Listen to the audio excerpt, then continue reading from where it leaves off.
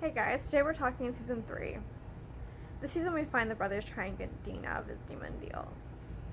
This season probably is my favorite, though we'll see how I feel as we get further into the rewatch, but as far as watching again, as far as I remember of the other seasons, it's probably my favorite.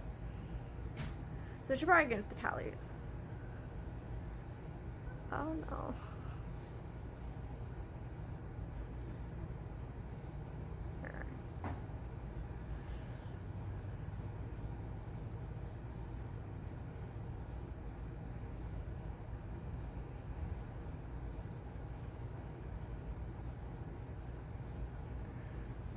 Okay, so this scene, sadly, not that I could find Rennie biting them. So sadly, this season we don't have any biting moments. Hopefully there'll be more in that season. Though interestingly, twice this season we have Dean saying that he doesn't swing that way. I don't know if they're trying to backtrack on previous plans they had, but it's a little upsetting to not have anything this season. Dead female characters, we have Bella in episode 15, Time Is On My Side. Sam Hits the Head, we have 2. The first is in episode 8, A Very Supernatural Christmas, and the second is in episode 14, Long Distance Call. Winchester Deaths, we have 1 with Dean dying at the end of episode 16, No Rest for the Wicked. Ghosts, we only have 2 this season. In episode 6, Red Sky Morning, and episode 13, Ghost Facers. I suppose I could have counted, I believe it was Bedtime Stories, but she's not dead, so I didn't think it counted. And then Demons, we have 7. We have episode 1, The Magnificent 7, episode 2, The Kids Are Alright, episode 4, Sin City, episode 5, Bedtime Stories, episode 9, Malleus Maleficarum. I definitely butchered that. Episode 12, Justin Below, and episode 16, No Rest for the Wicked. Vampires, we only have 1 in episode 7, Fresh Blood. Witches in episode 9, Malleus Maleficarum. Probably still isn't right. Gods, we have 1 in episode 8, Very Supernatural Christmas. Angels, we have 1 in Mystery Spot. But once again, we don't know that he's an angel at this point. And then Humans Are the Real Monsters, we have 4. We have episode 3, Bad Day at Black Rock. Episode 7, Fresh Blood. I know he turns into a vampire this episode, but given it started with him going, he started out human, and he started with him trying to get the brothers.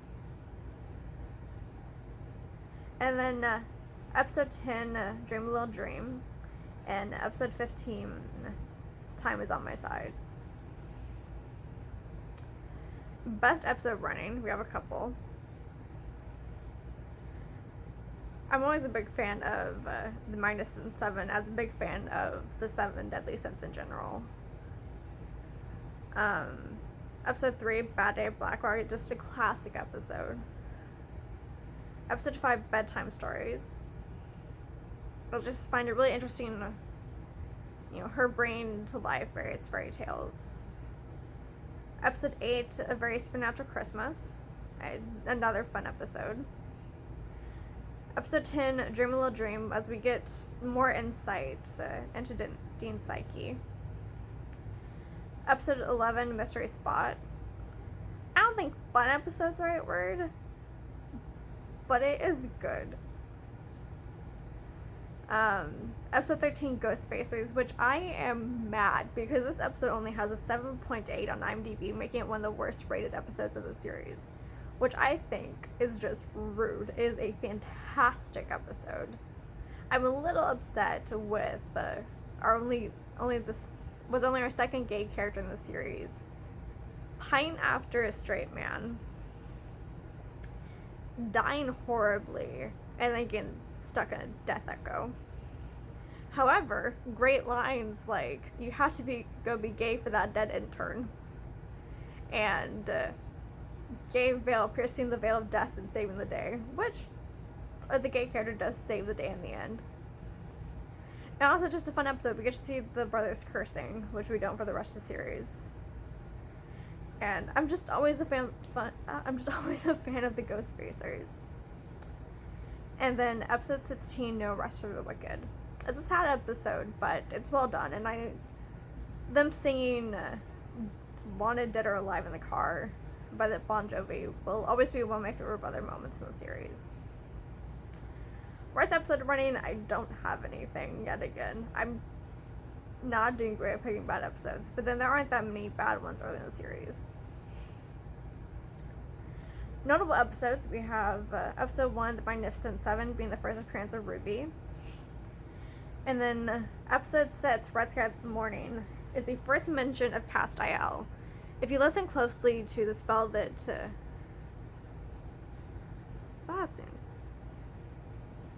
yeah, I got sidetracked. But if you listen closely to the spell that Sam is saying at the end to save Bella from the ghost pirate, he mentions Castiel, as well as a couple other angels. But I don't know any others that appear in the show. And then best monster of the week running. The first one I have is Seven Deadly Sins. I just love the idea of them being actual demons. And then episode 2, The Kids Are Alright, The Changelings. I just found those to be a really interesting monster. And once again, creepy little kids. Episode 5, Bedtime Stories, Callie. Once again, you have a creepy little girl, and she's bringing classic fairy tales to life. I thought that was pretty fun. And then episode 8, Very Soon After Christmas, the Kerrigans, the two pagan gods. Weren't they gods? They're not. I fucked up the tallies. But they're just really fun. Worst monster of the week running, I don't know. Maybe Doc Benton? I don't know. There's really a worst. Best one-off or recurring character. I have Lisa and Ben, who I wish appeared more in the series. They're amazing.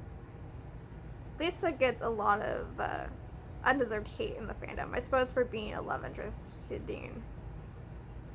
The fics that I have read that describe her as being STD ridden and a whore is alarming. And then Bella Talbot. I love Bella. And then Corbett from Ghost Facers. He's a sweetheart. I love him. And then notable guest stars, we have Katie Cassidy, who plays Ruby, who is also in Arrow. She's been in other things, but Arrow's a pretty big show that I've only seen like maybe half of the first season. Lauren Cohen from The Walking Dead plays Bella. Sin City, we have Dawn S. Davis, who was the general on Stargate SG-1, which if you haven't seen, I highly recommend. And then episode 5, Bedtime Stories, we have Tracy Spiridakos, and she's playing a nurse that doesn't have a name, but she later will play a main character in Revolution, which is another show made by Eric Kripke. And then in episode 12, Justin Below, we have Pierre DeLuise, one of the DeLuise siblings. He's also in Stargate. And then episode 13, Ghost Facers. Corbett is played by Dustin Milligan, who, and this might not be interesting, but I think it is. He plays Ted on Schitt's Creek, which is a fantastic show that I also highly recommend. And then episode 15, Time Is on My Side, we have Billy Drago as Doc Benton. And in my mom's words, oh wow, it's him. And when I asked her from what, she said from everything, which is true. He's been in a lot of things. One of the things notably is one of the main villains in Charmed. He's the, I believe, Demon of Fear. Was it Barbas? And then episode 17, No Rest for the Wicked, we have some Sierra McCormack. Which, like, I just think it's funny because she later plays a main character in a Disney Channel show on Ant Farm. Which, about her, she is amazing as Lilith. She's so good. Like, she did such a fantastic job in that character, playing that character. And then I don't have a lot of notes, but what you're saying reminds me of her. So I think it's kind of poetic, and I'm sure this was their intention, of having Gordon turn into a vampire, one of the things that he hates the most in the world, aside from possibly Sam. I thought that was a really interesting choice. I don't know that I really have anything else to add. Oh, we forgot about the tally totals. So let me go over to those. Alright, binding moments, we're still at 6. I might be dropping lies, because that's kind of hard to quantify. We still have 1. Self-sacrificing, we're still at 1. Brother split, still at 2. And then dead female characters, we're up to 6. Sam hits to the head, we're up to 5. Winchester's death, up to 2. Ghosts, 16. Demons, 18. Vampires, 3. Gods, 2. Witches, 2. Reapers, still 2. Angels, 2. And humans are the real monsters at 12. So, I think I'm done. And I'm sorry this video again is late. You think this would be earlier because this season's only 16 episodes, but guess again. I also just want to point out that my earrings are bullets. So I will see you guys next week. Bye.